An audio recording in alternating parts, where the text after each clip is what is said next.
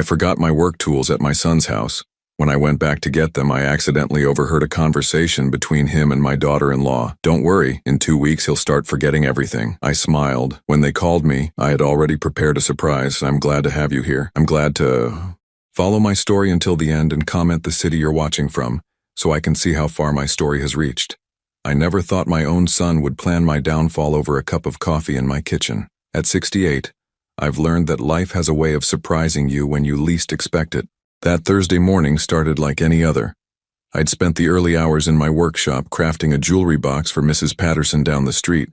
My hands might shake a little more than they used to, but they still remember the feel of good wood and the satisfaction of creating something beautiful. I was halfway home when I realized I'd left my favorite chisel and measuring tape behind. 43 years of woodworking, and those tools felt like extensions of my own hands. I couldn't bear the thought of them sitting there overnight. So I turned my old pickup around and headed back to Marcus's house. The driveway was empty except for Jennifer's sedan. Marcus must have been running errands. I used my key, the same one they'd insisted I keep after Martha passed 3 years ago. "Dad, we want you to feel welcome here any time," Marcus had said, holding my shoulders with what I thought was genuine concern. I should have knocked. I should have called out. But after 34 years of being Marcus's father, I didn't think twice about walking into what had once been his childhood home. The house Martha and I had saved for years to buy. The workshop was just off the kitchen, and as I gathered my tools, I heard voices drifting through the thin wall. Marcus and Jennifer talking in those low, careful tones people use when they're discussing something they shouldn't. "I still think 2 weeks is cutting it close," Jennifer was saying. Her voice had that sharp edge it always got when she was planning something. I'd heard it before when she'd convinced Marcus to ask me for money to fix their roof. Money that somehow went toward a vacation to Cabo instead. "Trust me, Jen. 2 weeks is perfect. By then, he'll be forgetting where he put his keys, mixing up appointments. The confusion will be obvious to everyone." My hand stilled on the chisel. They were talking about me. "And you're sure this will work?" Jennifer's voice was closer now, probably leaning against the kitchen counter the way she did when she was nervous. Marcus laughed, but it wasn't the warm laugh I remembered from his childhood. This was calculating, cold. "Dad's already showing signs. Last week he asked me the same question twice. Yesterday he couldn't remember if he'd fed that stray cat." "It's starting, Jen. We just need to help it along a little." The measuring tape slipped from my fingers, clattering against the concrete floor. I froze, heart hammering against my ribs, but their conversation continued without pause. "What about Dr. Morrison? He's known your father for years. He might not go along with it. That's why we're switching to Dr. Reeves. He doesn't know Dad's history. When we bring him in, confused and disoriented, Dr. Reeves will see exactly what we want him to see." I pressed my back against the workshop wall, my legs suddenly unsteady. This wasn't happening. This couldn't be happening.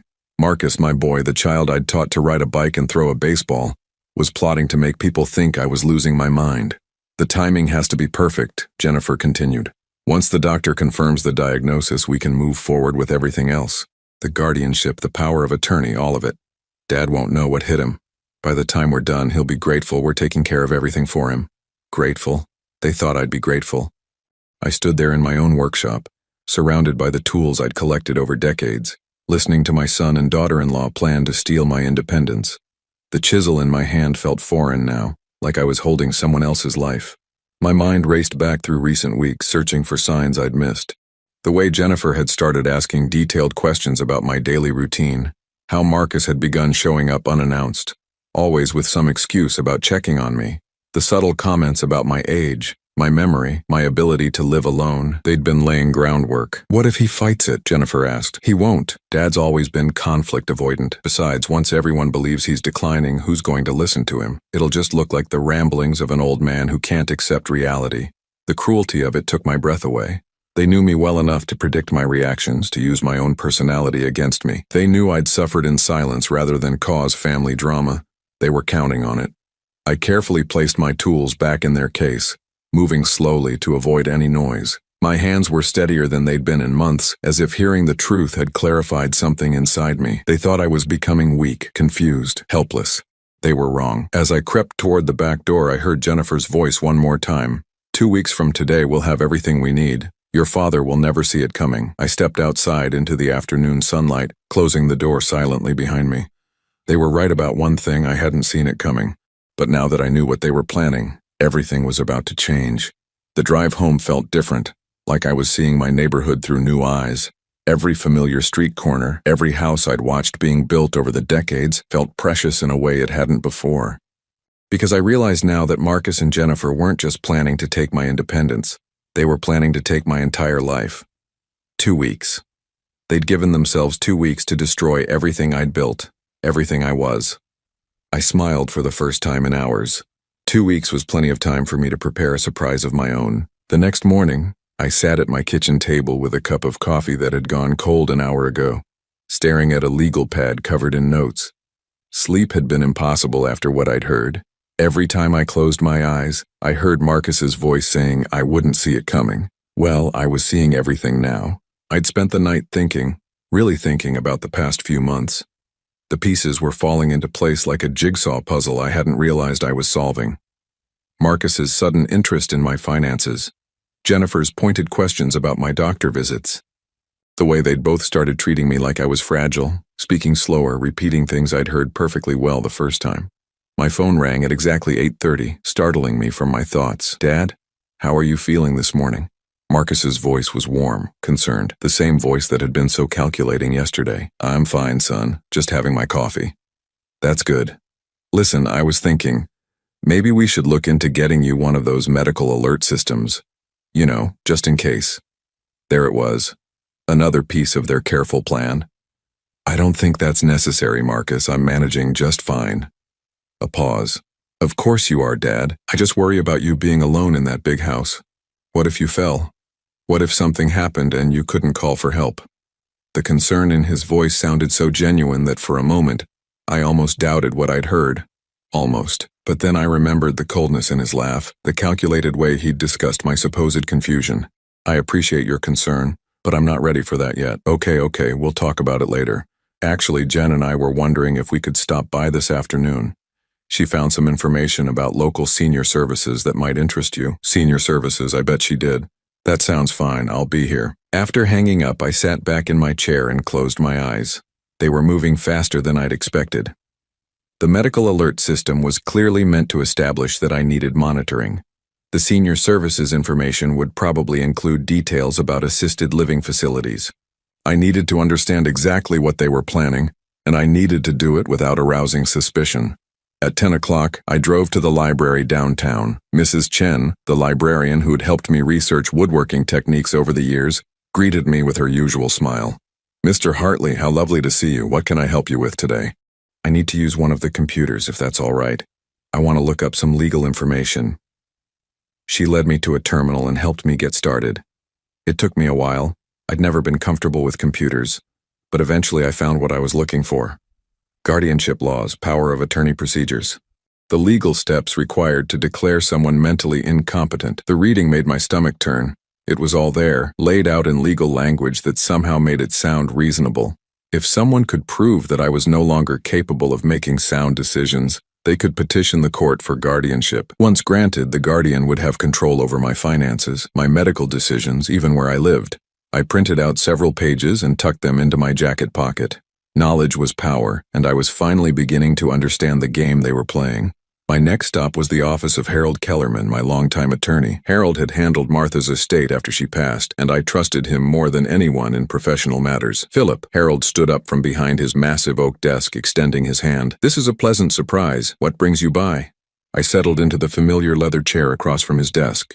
"Harold, I need to ask you about something confidential.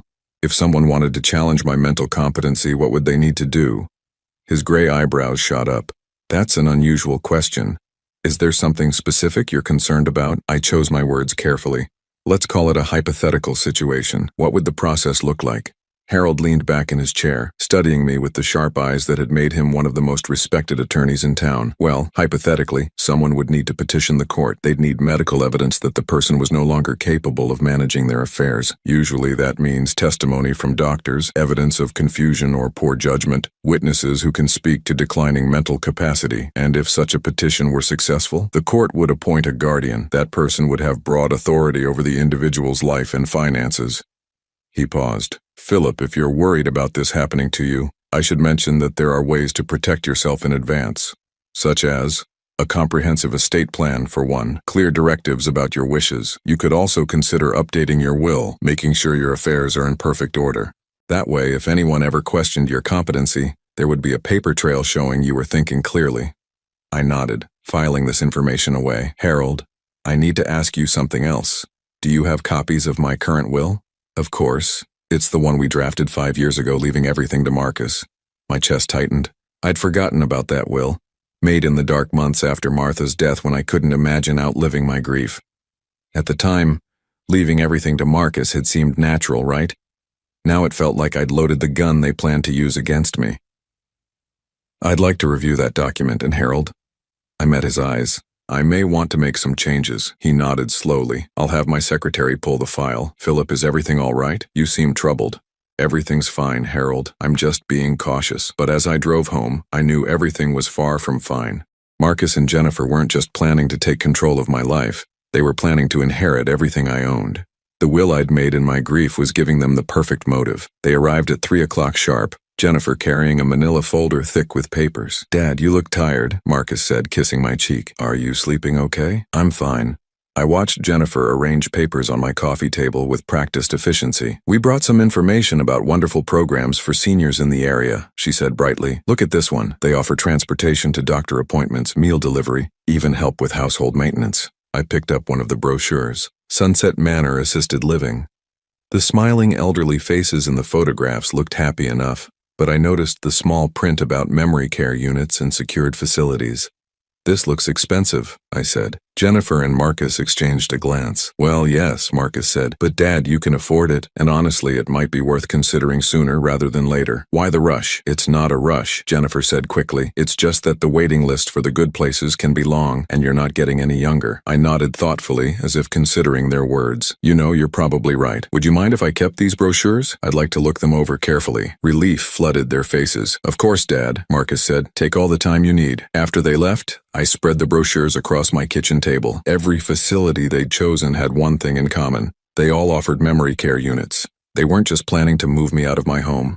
They were planning to move me somewhere designed for people with dementia. I looked around my kitchen, at the table where Martha and I had eaten breakfast for 32 years, at the window where I watched the seasons change, at the walls lined with photos of Marcus growing up. They wanted to take all of this away and lock me in a place where my protest would be dismissed as the confusion of a sick mind. But I wasn't sick, and I wasn't confused. I was angry. That evening, as I sat in Martha's favorite chair, I made a decision. They thought they were playing chess while I was playing checkers. They thought they were manipulating a helpless old man who would never see their moves coming. They were about to learn how wrong they were. 3 days later, I discovered the real reason behind their urgency, and it was worse than anything I could have imagined. I was returning from my morning walk when I saw Marcus's car in my driveway again. This was the 4th unexpected visit this week. Through my front window, I could see him and Jennifer in my living room, and they weren't alone. A woman in a business suit sat across from them, papers spread across my coffee table. I stayed outside, moving around to the side of the house where I could hear through the partially open window. The landscaping Martha had planted years ago provided perfect cover. Mr. and Mrs. Hartley, I understand your concerns about your father, the woman was saying. Her voice was crisp, professional, but guardianship proceedings require substantial evidence of mental incapacity. We have documentation, Jennifer replied. I've been keeping detailed notes of his confusion episodes. Last week he forgot he'd already watered his plants and flooded the basement. Yesterday he called me 3 times asking the same question about his medication. My blood ran cold. I'd never flooded any basement, and I took my medication with military precision, just as I had for the past 15 years. She was lying, creating a fictional version of my life. That's helpful, the lawyer said, but we'll need medical testimony. Has he been evaluated by a physician recently? We're working on that, Marcus said. The challenge is getting him to agree to see someone new. He's been with the same doctor for 20 years, and Dr. Morrison knows him too well to be objective about his decline. I see. Well, once you have the medical evaluation, we can move forward. But I have to ask, is there any urgency to this situation? Sometimes families wait until there's a crisis. There was a pause, and I pressed closer to the window. Actually, there is something, Jennifer said, her voice dropping. We recently discovered that Philip changed his will about 18 months ago. He left everything to some charity instead of his family. My heart stopped. They'd found out about the children's hospital bequest. He what? Marcus's voice was sharp, angry. This was news to him. I found the paperwork when I was looking for his insurance information, Jennifer continued smoothly. Apparently, he decided to leave his entire estate to the children's hospital. The house, the savings, everything. The silence that followed was deafening. I could practically hear Marcus processing this information, understanding what it meant for their plans. That's impossible, he finally said. Dad would never do that without talking to me. The will is dated 18 months ago, the lawyer said. Was your father showing any signs of confusion at that time? He was grieving Mom, Marcus said slowly. He wasn't thinking clearly. People took advantage of him, convinced him to make decisions he wouldn't normally make. Another lie. I'd made that will with complete clarity after months of consideration. Martha and I had always planned to leave something to charity. After she died, I'd decided to leave it all. Marcus had his own life, his own career. The children at the hospital needed help more than he needed an inheritance. If we can prove he was mentally compromised when he made that will, the lawyer continued, we might be able to challenge it, especially if we have evidence that his mental state has continued to decline. So if we get guardianship, Jennifer said, we can contest the will? Potentially, yes. A guardian can argue that a previous will was made during a period of diminished capacity, especially if there's a pattern of decline. I gripped the window ledge, my knuckles white. Now I understood the real urgency. This wasn't just about controlling my life. It was about the money. Marcus had debts, problems I hadn't known about, and Jennifer had discovered that his inheritance had disappeared. How much are we talking about? The lawyer asked. The house alone is worth $400,000, Jennifer said. Plus, there's about $200,000 in savings and investments. $600,000, enough to solve whatever financial crisis had driven them to this. That's certainly substantial enough to justify the legal expenses, the lawyer said. But remember, guardianship is serious business. Once it's granted, you'll have complete responsibility for his care and welfare.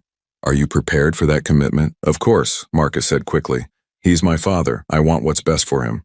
The hypocrisy made me sick. What was best for me was apparently losing my home, my independence, and my right to decide what happened to my own money. There's one more thing, Jennifer added. Philip has been acting paranoid lately. He's suspicious of people trying to help him, resistant to suggestions about his safety. Yesterday, he accused me of moving his things around. That's actually good for our case, the lawyer said. Paranoia is often one of the early signs of dementia. Document everything, every suspicious comment, every moment of confusion. The more evidence we have, the stronger our position. They continued talking, but I'd heard enough. I crept back to the front of the house and waited in my truck until they left. When the lawyer's car disappeared down the street, I sat there for a long time, staring at my own front door. They weren't just planning to steal my independence, they were planning to steal my legacy. The money I'd intended for sick children would instead go to pay off Marcus's gambling debts, because that's what this was about, wasn't it? Jennifer had mentioned his problems in passing months ago, something about bad investments. I'd assumed he'd worked it out. I thought about the will I'd made, the careful consideration I'd given to every decision. Martha and I had always believed in helping others, in leaving the world a little better than we'd found it. The children's hospital had saved 3 kids in our neighborhood over the years. Giving them my estate felt like honoring Martha's memory, but Marcus and Jennifer saw only dollar signs and their own convenience. That evening I called Harold Kellerman at home. Harold, I need to see you first thing tomorrow morning. It's urgent. Of course, Philip. Is everything all right? No, I said, looking around my living room at the photos of Marcus growing up, at the life Martha and I had built together. But it will be. After hanging up, I walked through my house, really seeing it for the first time in months.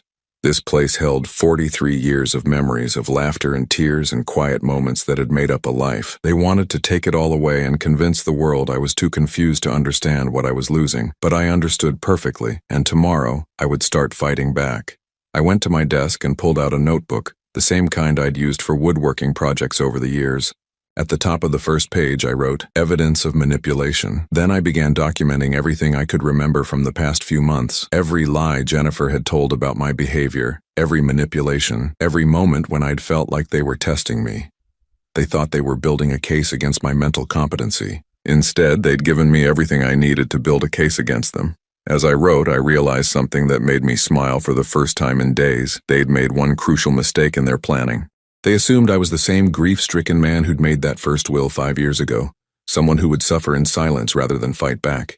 They were about to learn that grief had made me stronger, not weaker, and that a man who'd survived 68 years, Raised a family and built a life from nothing wasn't going to go quietly into the night, just because it was convenient for them. The next morning, Harold Kellerman listened to my story with the poker face that had served him well in 40 years of law practice. When I finished, he leaned back in his chair and steepled his fingers. "Philip, what you're describing is elder abuse. Are you certain about what you heard?" "Every word." I handed him the notebook I'd filled the night before. "I've documented everything I can remember." He flipped through the pages, his expression growing grimmer with each entry. "This is thorough, but we need more than your word against theirs, especially if they're planning to question your mental capacity. What do you suggest?" Harold walked to his window, looking out at the courthouse across the street. "We need evidence, documentation, proof that you're being manipulated." He turned back to me. "Are you willing to let them think their plan is working while we gather what we need?" The idea of pretending to be confused, of letting Marcus and Jennifer believe they were succeeding, made my stomach turn, but I nodded. "What choice do I have?" "None, I'm afraid. But Philip, I want you to understand something.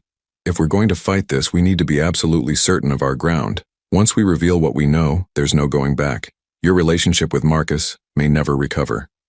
I thought about the little boy who used to follow me around the workshop, begging to help with my projects. Then I thought about the man who'd discussed my mental decline like a business proposition. "That relationship is already gone, Harold. I just didn't realize it yet." He nodded slowly. "All right then, here's what we're going to do." Over the next hour, Harold outlined a plan that was both simple and devastating. I would appear to decline gradually, giving Marcus and Jennifer exactly what they expected to see. Meanwhile, Harold would work behind the scenes, documenting everything and preparing our defense. "The key is to make them overconfident," he explained. "Let them think they're in complete control. People make mistakes when they think they've already won." My first performance came that afternoon when Marcus called to check on me. "Dad, how are you feeling today?" I let a slight tremor creep into my voice. "I'm fine, I think. Although I couldn't find my keys this morning. They were in the refrigerator of all places." A pause. Marcus was probably writing this down. "The refrigerator? Dad, that's concerning." "Is it?" I thought maybe I was getting something out and just set them down without thinking. I made my voice sound genuinely confused. "You don't think there's something wrong with me, do you?" No, of course not. It's just, maybe we should have Dr. Morrison take a look at you, just to be safe." "Actually, Marcus, I've been thinking about that. Dr. Morrison is so busy these days and he's getting old too. Maybe it would be better to see someone younger, someone more up to date on these things." I could practically hear him smiling through the phone. "That's a great idea, Dad. I'll make some calls and find someone good." After hanging up, I felt sick. The ease with which the lies had come, the way I'd manipulated his concern, it felt like betraying everything I'd tried to teach him about honesty and integrity. But then I reminded myself who had started this game. 2 days later, Jennifer arrived with grocery bags, claiming she'd noticed I was out of food. She bustled around my kitchen, putting things away in places where I'd never kept them. "Jennifer, the soup cans go in the pantry, not the refrigerator." "Oh, I thought this would be easier for you to reach," she said sweetly. "You seem to be having trouble with some things lately." I watched her reorganize my entire kitchen, creating chaos where there had been order. Later I knew she'd ask me where something was, and when I couldn't find it immediately, she'd mark it down as another sign of confusion. The medical appointment was scheduled for the following week with Dr. Reeves, a geriatrician Marcus had found. I spent the days leading up to it practicing my performance, learning to be just confused enough to seem concerning but not so far gone that immediate action was required. Harold coached me carefully. "Remember, they want you to seem competent enough that the will change looks suspicious, but declining enough that current decisions can be questioned. It's a narrow line." The night before the appointment, I called Marcus to confirm the time. "Dad? You sound tired. Are you sleeping okay?" "I keep waking up confused about where I am," I lied. "Last night I got up to use the bathroom and couldn't remember which door it was." "That's exactly why we need to have you checked out. Dr. Reeves is supposed to be excellent with these kinds of issues." These kinds of issues. As if I were a problem to be solved rather than a person to be helped. The morning of the appointment, I sat in Dr. Reeves's waiting room with Marcus and Jennifer, watching them exchange meaningful glances every time I hesitated before answering a question or appeared momentarily uncertain about something. Dr. Reeves was younger than I'd expected, probably in his 40s, with the kind of confident demeanor that suggested he'd seen everything. He questioned me about my daily routine, my memory, my general health. I gave him exactly what Marcus and Jennifer wanted him to hear. A man showing early signs of cognitive decline but still functioning independently. "Mr. Hartley, I'm going to give you a few simple tests," Dr. Reeves said. Don't worry, they're just to establish a baseline. The tests were straightforward. Remembering lists of words, drawing a clock, simple arithmetic. I performed adequately, but not perfectly, making the kinds of small mistakes that would support the narrative Marcus and Jennifer were building. After the examination, Dr. Reeves spoke privately with Marcus and Jennifer while I waited in his office. Through the thin walls, I could hear fragments of their conversation. Early signs, but nothing definitive. Recommend follow-up in 6 months. Important to monitor changes. When they returned, Dr. Reeves addressed me directly. Mr. Hartley, I want to see you again in a few months. In the meantime, I think it would be wise to have family members help you with important decisions. Perfect. He'd given them exactly the medical opinion they needed without quite diagnosing dementia. On the drive home, Marcus and Jennifer were practically giddy. Dad, Dr. Reeves seems really good, Jennifer said. It's smart to have someone keeping an eye on these things. I suppose so, I said, letting doubt creep into my voice. I just hope I'm not becoming a burden to you both. You could never be a burden, Marcus said, but I caught him glancing at Jennifer in the rearview mirror. That evening, alone in my house, I called Harold to report on the appointment. It sounds like they're moving exactly as we predicted, he said. Have you given any more thought to the new will? I had. I'd spent hours thinking about it, about what Martha would have wanted, about what was fair and right, and I want to change it, Harold, but not the way they expect. What do you have in mind? I told him about my plan, and even Harold, who'd seen every kind of family drama in his 40-year career, was quiet for a long moment. Philip, are you absolutely certain about this? It's brilliant, but it's also irreversible. I'm certain. All right then. I'll have the documents prepared, but remember, once we execute this plan, you can't change your mind, and the consequences for Marcus and Jennifer will be severe. I looked around my living room, at the photos of Marcus growing up, at the memories of the family I'd thought we were. Then I thought about their conversation in my kitchen, about their casual discussion of my supposed mental decline, about their plans to warehouse me in a memory care facility while they spent my money. They made their choice, Harold. Now I'm making mine. 3 days later, the new will was signed and witnessed, locked away in Harold's safe where Marcus and Jennifer would never think to look for it. The document was a masterpiece of legal precision, and when they discovered its contents, they would understand that I'd been playing a very different game than they'd imagined. But first I had to let them think they were winning. The hardest part was still ahead, watching them accelerate their plans, treating me like an invalid, preparing to steal everything I'd worked for while believing I was too confused to understand what was happening. They had no idea that every move they made, every lie they told, every piece of evidence they manufactured was being carefully documented. They thought they were building a case against my competency. Instead, they were building the foundation of their own destruction.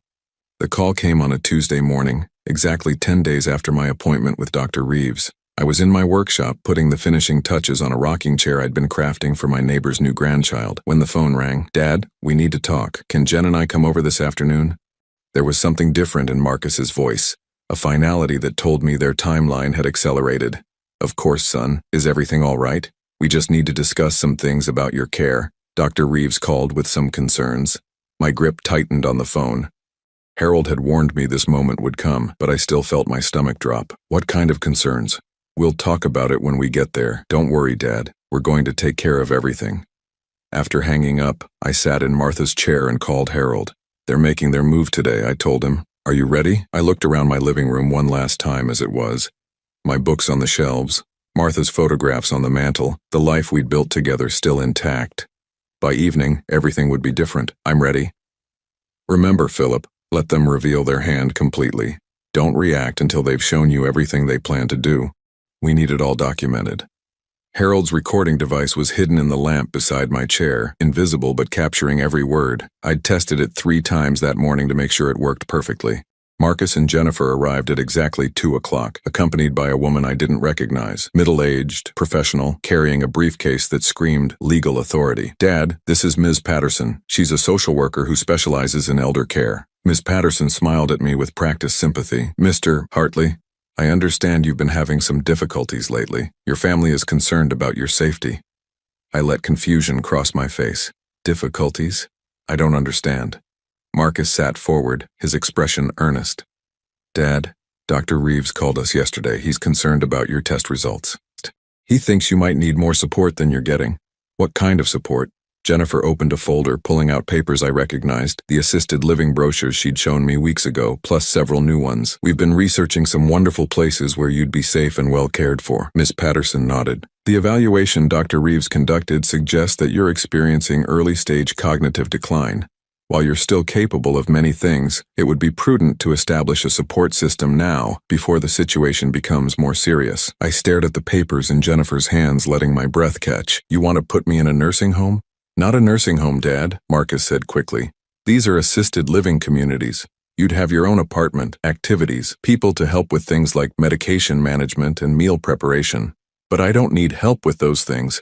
Dad, last week you called me 3 times asking if you'd taken your blood pressure medication, Jennifer said gently. And yesterday when I was here you couldn't remember where you'd put your insurance papers. Both lies, but told with such conviction that even I almost believed them. Ms. Patterson consulted her notes. According to Dr. Reeves, you scored in the borderline range on several cognitive assessments. That suggests it's time to consider transitional care options. I want to stay in my home, I said, letting my voice shake slightly. I know this is difficult, Ms. Patterson continued, but your family has your best interests at heart.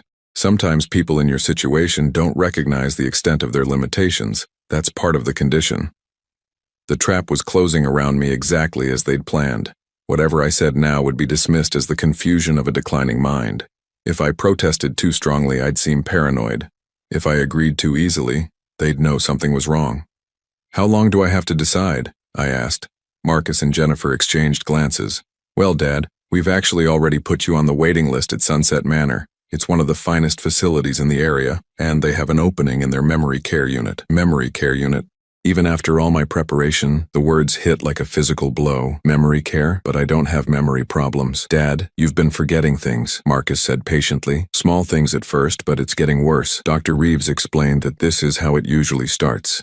Ms. Patterson leaned forward. Mr. Hartley, I know this seems frightening, but early intervention is key. The memory care unit at Sunset Manor isn't like what you might imagine. It's more like a secure apartment community where residents can't wander off and get lost. Secure, unable to leave. They were planning to lock me away. What about my house? We'll take care of everything, Jennifer said. Marcus and I will handle the sale, make sure you get a fair price. The proceeds will go into a trust to pay for your care. A trust they would control. I was beginning to understand the full scope of their plan. There's one more thing, Dad, Marcus said, pulling out another set of papers. Ms. Patterson thinks it would be wise to establish power of attorney just in case you need help making decisions in the future. There it was, the final piece. With power of attorney, they could control my finances completely. They could sell my house, access my savings, and do whatever they wanted with my money. I don't know, I said, letting uncertainty fill my voice. This all seems so sudden. I understand your reluctance, Ms. Patterson said. But delay often makes these transitions more difficult. Your family has found an excellent facility, and acting quickly means you'll get the room in the memory care unit before it's given to someone else. The pressure was subtle but relentless. They were using my supposed confusion against me, making it seem like I was too impaired to understand what was best for me. Can I think about it overnight? Of course, Marcus said, but I caught the tightness around his eyes. They didn't want to give me time to think, time to potentially talk to someone who might question their story. Actually, Jennifer added, Ms. Patterson's schedule is quite busy. If we could just sign the initial paperwork today, it would hold your spot while you adjust to the idea. What paperwork? She spread several documents across my coffee table. Just the application for Sunset Manor and the preliminary power of attorney. Nothing binding, just placeholders. I picked up the power of attorney document, scanning the dense legal language. It wasn't preliminary at all. It was comprehensive, giving Marcus complete control over my finances and medical decisions. This seems quite detailed for a placeholder. Ms. Patterson smiled. Legal documents often look more complicated than they are. Your son would simply be authorized to help you with complex decisions. Help me, as if I were already incompetent. I looked at Marcus, studying his face as he waited for my signature. This was my son, the boy I'd taught to ride a bike and throw a baseball, the man I'd walked down the aisle at his wedding, and he was sitting in my living room lying to my face while planning to steal my life. Marcus, I said slowly, do you really think this is necessary? For just a moment his mask slipped, and I saw something cold flicker in his eyes. Then the concerned son returned. Dad, I know it's hard to accept, but Dr. Reeves was very clear about your condition. If we don't act now, things could get much worse very quickly. I nodded as if accepting his logic and reached for the pen Jennifer held out. My hand trembled, not from nerves but from rage. Then I set the pen down. I need to call Harold Kellerman first. He's handled my legal affairs for 20 years. The temperature in the room dropped 10 degrees. Dad, that's not necessary, Marcus said quickly. These are just standard forms. Then Harold won't have any problem with them. Ms. Patterson cleared her throat. Mr. Hartley, sometimes elderly clients become overly dependent on longtime advisors who may not have current expertise in elder care law. Harold has current expertise in everything. I trust him. Jennifer's smile was strained. Of course you do, Philip, but this is really just paperwork to hold your place at the facility. Nothing is set in stone. Then waiting one more day won't matter. I watched them realize they were losing control of the situation. Marcus's jaw tightened. Jennifer's fingers drummed against her purse. Ms. Patterson consulted her watch with obvious irritation. Actually, Ms. Patterson said, I have another client emergency I need to address. Perhaps we should reconvene tomorrow morning. After they left, I sat in my chair for a long time, staring at the papers they'd left behind. The power of attorney document was particularly chilling in its comprehensiveness. Once signed, it would have given Marcus control over every aspect of my life. I called Harold to confirm our appointment for the next morning, then spent the evening reviewing the recording we'd made. Their voices came through clearly.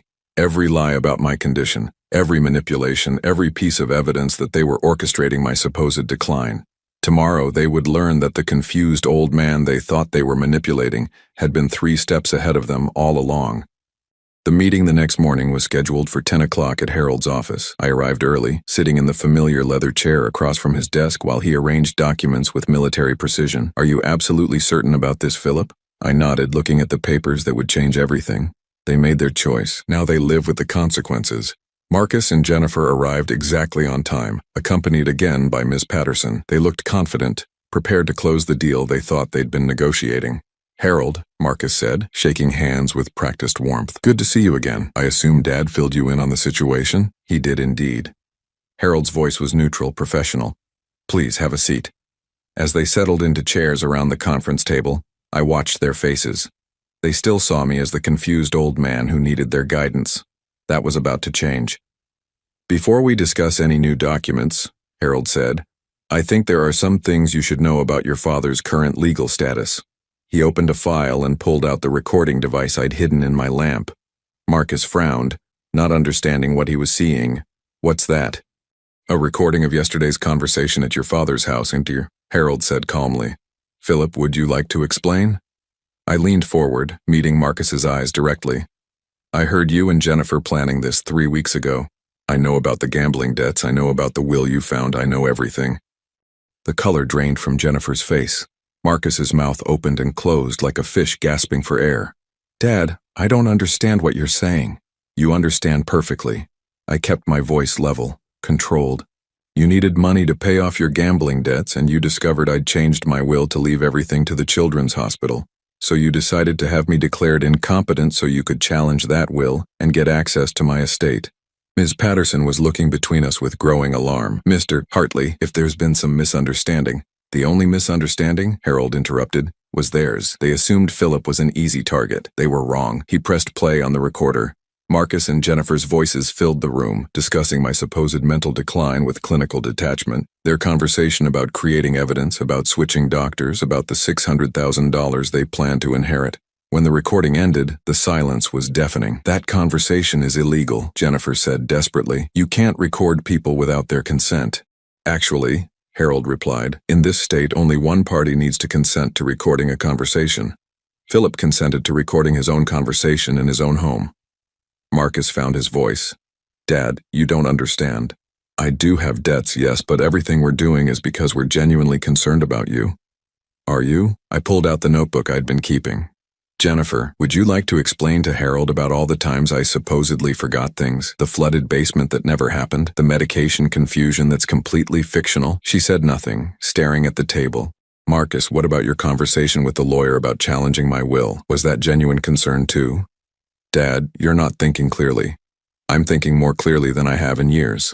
I stood up, walking to the window that overlooked the courthouse where they'd planned to have me declared incompetent. You want to know what's really sad about this? If you'd just talked to me, if you'd explained about the debts and asked for help, I might have considered changing the will back. But instead, you chose to lie, manipulate, and planned to lock me away in a memory care unit. Ms. Patterson was gathering her papers. I think there's been a serious misunderstanding here. I was told Mr. Hartley was experiencing cognitive decline.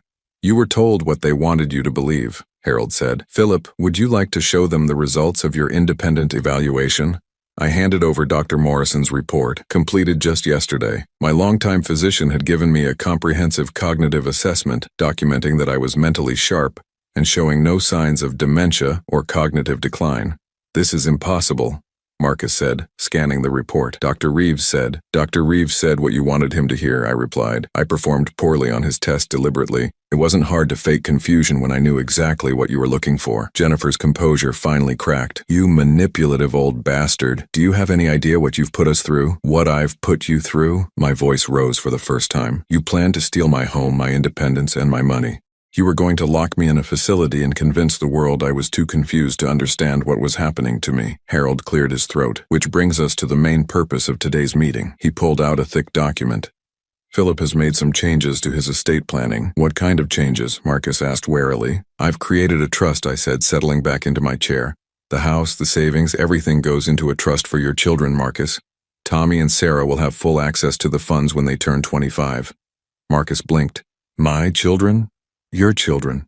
Tommy is 16 now, Sarah is 14. They'll need money for college, for starting their lives. But the trust is very specific about how the money can be used. Harold opened the document. The trust explicitly prohibits any access by Marcus Hartley or Jennifer Hartley under any circumstances. They cannot borrow against it, cannot use it as collateral, cannot access it in any way. That's not legal, Jennifer protested. It's perfectly legal, Harold assured her. Philip has the right to leave his money to anyone he chooses, with whatever restrictions he deems appropriate. Marcus was staring at me with something between shock and rage. So we get nothing? You get exactly what you deserve. I met his eyes steadily. Your children will be taken care of, which is what a grandfather should do. But you and Jennifer have shown me exactly who you are. There's more, Harold continued. Philip is also establishing a small fund to pay for family counseling, should Marcus and Jennifer choose to address the issues that led to this situation. And if we don't, then you don't, but you'll never have access to the trust funds. Ms. Patterson stood up. I think my work here is done. Mr. Hartley, I apologize for any misunderstanding about your condition. After she left, the four of us sat in uncomfortable silence. Finally, Marcus spoke. Dad, I know we made mistakes, but cutting us off completely. I'm not cutting you off, I said quietly. I'm cutting off the people who tried to steal my life. If you want a relationship with me, a real relationship based on honesty and respect, that's possible.